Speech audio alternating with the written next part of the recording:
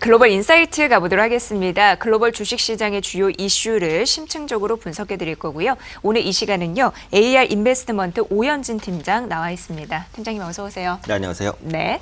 자, 오늘 철강 업계에 대한 이야기부터 좀 시작을 해볼까 하는데 최근 포스코 주가 보니까 괜찮았습니다. 상승 탄력이 꽤 있었는데 왜냐 이렇게 봤더니 중국발 철강 가격 이런 게 상승하면서 업황이 괜찮아졌다라는 이유가 있더라고요. 네네. 근데 최근 정말 괜찮아진 건지 우리가 여기서 좀 투자 모멘텀을 얻을 수 있을지 궁금해졌습니다. 예. 네, 뭐 지금 당장은 이제 철강 업황이 좋다고 말하기는 어려울 것 같아요. 네. 다만 이제 개선에 대한 가능성은 조금씩 생기고 있다. 네. 이 정도로 보시면 되겠습니다. 그 이유는 일단 중국산 철광석 가격이 좀 반등을 하는 모습들이 나타나고 있거든요. 네. 중국산 철광석 수입가는 이달 초에 그 기준 톤당 90달러대로 전년 동기 대비해서 25% 정도 상승하는 모습이 나타났습니다. 7월 달에 이제 톤당 118달러로 정점을 찍고 약간 하락하다가 8월 달부터 다시 회복 기조를 보여주고 있는데요. 중국에서 유통되는 이제 철강제 가격 추이를 보면 지금까지 계속해서 하락을 했었는데 네. 철강제 가격이 반등을 시도하면서 철강 제품의 가격도 반등할 수 있는 가능성이 생겼다. 그래서 실제로 철강제 유통 가격이 반등하게 되면 철강 업황이 개선되는 것이니까 철강주에 대한 투자 심리도 추가적으로 좋아질 수 있겠다라고 판단하고 있고요.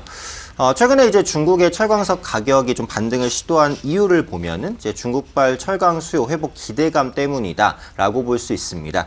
아무래도 중국이 그 미중 무역 분쟁 뭐 장기화라든지 이런 부분들로 나타나는 내수 위축을 방어하기 위해서 부양에 대한 드라이브를 강화할 것이다라는 전망이 계속해서 나오고 있는 상황이고요. 이제 세계 철강 수요의 절반을 중국이 소비를 하고 있어요. 네. 그러니까 중국의 소비가 회복되면 이제 글로벌 철강 시황이 달라지는 것이다라고 보시는 게 맞을 것 같고, 실제로 이제 중국의 9월 철강제 유통 가격은 반등에 성공을 했습니다. 그래서 중국에서 그 소비하는 이제 철강 양도 조금씩 증가하는 모습 나타나고 있고요. 연말까지 철강제 상승은 조금 더 이어질 수 있지 않을까라고 판단하고 있습니다. 또 이제 철강이 많이 쓰이는 업황 중에 하나가 조선업인데, 그러니까 조선업도 회복 기대감이 요즘에 부각이 되고 있어요. 최근에 조선 3사의 흐름을 보시면은 상당히 바닥권에서 빠른 반등을 보여주고 있는 모습 나타나고 있고, 이 조선업의 회복의 그 선행돼서 나타나는 게 해운업의 회복입니다. 네. 그래서 해운업이 회복되게 되면 글로벌 물동량이 증가하고 그것은 이제 선박에 대한 발주 증가로 연결되고 이게 이제 조선업을 회복시키는 것이다. 이렇게 보시면 될 것 같은데, 해운업의 이제 그 지표를 가장 직접적으로 알 수 있는 발틱 운임 지수, BDI 지수를 보시면요. 그 6개월간 추이를 볼 때 꾸준하게 우상향하는 모습 나타나고 있습니다. 그래서 최근에는 고점 대비해서 약간 좀 조정이 나오긴 했습니다만, 그래도 2000선 위에서 움직이고 있는 모습이에요.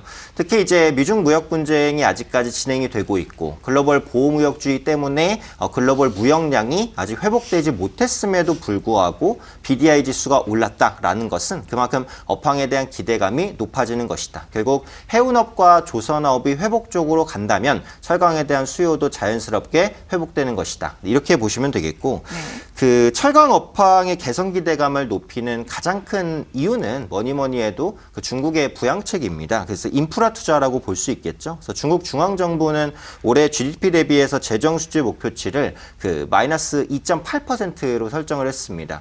그래서 전년 대비해서 0.2%포인트 상향 조정한 것인데, 그러니까 적자 재정을 펴서라도 그만큼 돈을 많이 쏟아부어서 경기를 살리겠다라는 중국 정부의 의지가 어느 정도 표명된 것이다라고 보시면 될 것 같고요.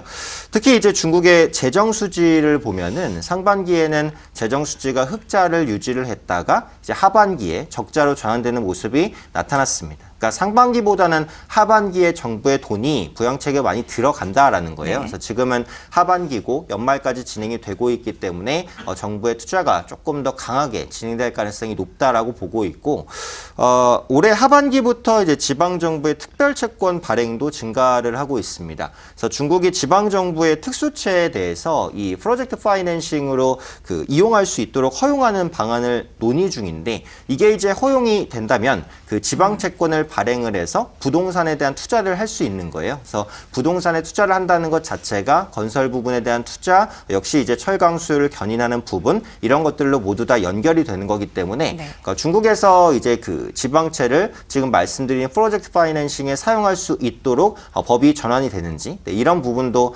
같이 한번 체크해 보시면 좋겠다라고 말씀드리고 싶고요.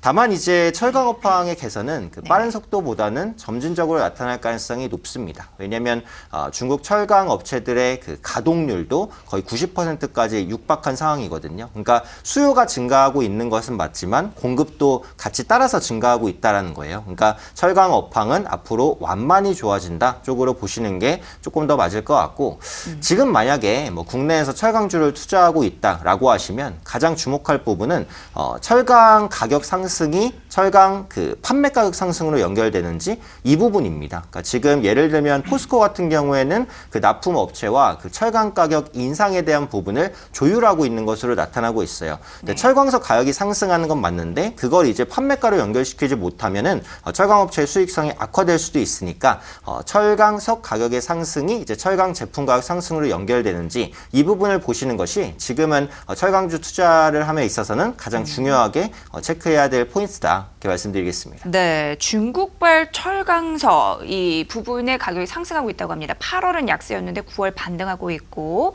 중국 같은 경우에도 중요한 게 수요가 이제 9월에 늘 것이고 정체적인 분위기도 있습니다. 그런데 그래서 이제 점진적으로 업황이 개선될 수 있다라고 하는데 결국 판매로 이어질 것인가가 관건이다라고 하셨죠. 네네. 이 부분 잘 면밀하게 판단하실 재료가 아닐까 싶습니다. 철강 업황에 대한 전망 해봤습니다. 이제 두 번째 이슈가 보면 홍콩이에요. 홍콩 송환법 철회 이슈에도 불구하고 시위가 잠잠해질까 했는데 그렇지 않고 있습니다. 네. 좀 장기화되고 있는 상황이에요. 어디까지 갈지, 향후 포인트는 무엇일지 짚어봐야 할 필요성이 있을 것 같습니다. 네, 그래서 그 홍콩 시위의 그 표면적인 촉발 이유였던 송환법은 철회가 됐어요. 그래서 홍콩 시위 관련된 리스크가 조금 잠잠해지나 싶었는데 시위가 진정되지 않고 오히려 더 격화되는 그런 모습들이 나타나고 있어서 이게 다시 한번 글로벌 시장에 불안을 주는 요인이 될 수도 있다라고 보거든요. 그래서 관련 내용을 살펴볼 필요는 있을 것 같은데, 우선 시위가 장기화하고 있는 것은 그 홍콩 정부의 정치력 부재, 그 다음에 경찰의 강경 진압에 대한 뭐 해명 요구, 뭐 이런 부분들에 대한 것이 맞물려 있다라고 보시면 될 것 같아요. 특히 이제 이에 대해서 정부는 그다지 대응을 크게 하고 있지는 않습니다. 그러다 보니까 이 시위가 해결될 기미가 보이지 않고 있는데, 다른 나라에서 이제 홍콩의 시위대를 조금 도와주려는 그런 발언들이 나오고 있어요. 그래서 미국에서도 홍콩 시위대에 힘을 실어주는 발언이 나왔는데, 그 낸시 펠로시 미국의 하원 의장이 미국 의회를 찾은 그 조슈아 웡, 그 홍콩 주요 시위대를 지지하는 발언들을 했습니다. 특히 미국 정부에 대해서는 그 경제적 이익만으로 외교 정책을 추진해서는 안 된다라는 말은 했어요. 그러니까 이걸 이제 해석을 하면 미국이 중국의 눈치를 보거나 아니면 중국과 무역 협상 혹은 경제적인 협상을 함에 있어서 더 이득을 취하기 위해서 홍콩의 인권 문제를 무시해서는 안 된다라는 이제 충고를 한 것으로 보시면 될 것 같아요. 그래서 이 홍콩 사태에 대해서 트럼프는 현재 약간은 중국의 눈치를 보고 있는 것 같아요. 그래서 말을 아끼고 있는 입장인데 앞으로 트럼프가 어떤 행동을 취할지도 좀 보셔야 될 것 같고, 대만에서도 홍콩 시위를 지지하는 움직임이 나타납니다. 그래서 20대 대만 청년이 홍콩 시위대에 방독면 2,000개를 제공했다라는 이슈가 BBC를 통해서 보도가 됐습니다. 아무래도 대만 입장에서는 홍콩 사태를 눈여겨볼 수밖에는 없어요. 그러니까 지리적으로도 많이 인접해 있죠. 그래서 중국이 홍콩의 그 경제나 정치 이런 부분에 대한 간섭을 계속해서 하려고 하니까 이런 부분들이 대만에까지 옮겨 붙는 것이 아니냐, 이런 우려감을 대만 시민들은 가지고 있습니다. 그러다 보니까 홍콩 시위를 지지하는 그런 모습들이 나타나고 있고, 이런 것들은 당연히 중국 정부로서는 상당히 부담스러운 요인이 된다라고 보셔야 될 것 같고요.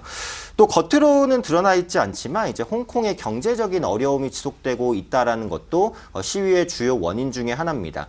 그러니까 사실 홍콩은 잘 사는 국가는 맞죠. 그래서 1인당 GDP가 5만 달러가 넘습니다. 그러니까 결국은 이제 유럽의 뭐 소위 잘 나가는 국가들과 GDP가 비슷하다라고 보시면 될 것 같고, 한국의 연간 GDP가 3만 달러가 이제 조금 넘는단 말이에요. 그러니까 한국보다도 수치상으로는 훨씬 더 잘 사는 국가인데, 문제는 이제 빈부격차라는 부분이죠. 소득에 대한 대한 그 불균형을 의미하는 진위 개수를 보면 2016년 기준으로 0.5가 훌쩍 넘었는데 네. 아직까지도 개선이 안 됩니다. 그러니까 한국 같은 경우에도 그 빈부격차가 심하다 이렇게 우리는 얘기를 하잖아요. 네. 그런데 한국보다도 훨씬 더 심각한 수준이라고 보시면 될 것 같아요. 그러니까 홍콩에 사는 이제 하층민들은 굉장히 어려움을 많이 겪고 있다라고 보시면 될 것 같고, 이렇게 소득 불균형이 심하게 나타나는 주요 원인 중에 하나가 그 부동산 가격의 급등입니다.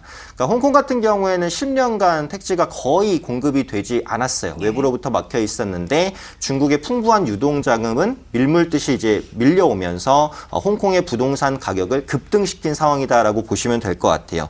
그러니까 결국 이제 소수의 재력가들과 정부가 그 유착 관계를 가지면서 이제 소득 불균형, 그 다음에 부동산 가격 급등 문제 이런 것들이 해결되지 않았고 그동안 이제 홍콩 시민들이 불만을 많이 갖고 있다가 이번 시위에 함께 표출되는 것이다라고 볼 수 있을 것 같고, 홍콩 같은 경우 지금 표면적으로는 자본주의 시스템을 가지고 있습니다. 근데 중국은 아직까지도 사회주의적인 색깔이 강해요. 그래서 약간 체제가 다른데도 불구하고 중국이 계속해서 홍콩의 정치나 뭐 사회적인 부분에 간섭을 하려고 하니까 네. 제대로 된 이제 경제 정책이 시행되지 않았다. 그러다 보니까 약간 비정상적인 경제 구조가 현재 홍콩에 만들어졌다라는 거죠. 그래서 궁극적으로 홍콩 시위대가 요구하는 것은 이제 자치권입니다. 그러니까 중국에서 독립된 자신들만의 이제 정치 사회적 권리를 찾고자 하는 것이고, 결국은 중국이 홍콩에 대해서 경제적이나 정치적인 간섭을 하기를 원하지 않는다라고 보시면 될 것 같아요.